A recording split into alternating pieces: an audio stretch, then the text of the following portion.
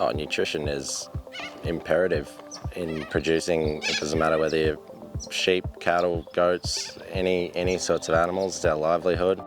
During the drought, which lasted about 8 years for Adrian and I, we'd made lots of mistakes. And from that experience, we just wanted to do better for our land and our livestock and our family. So part of that was learning and upskilling.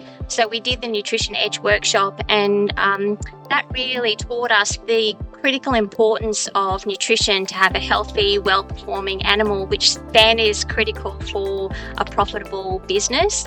It was great getting out, running through different legumes and species of grass and herbage and things like that.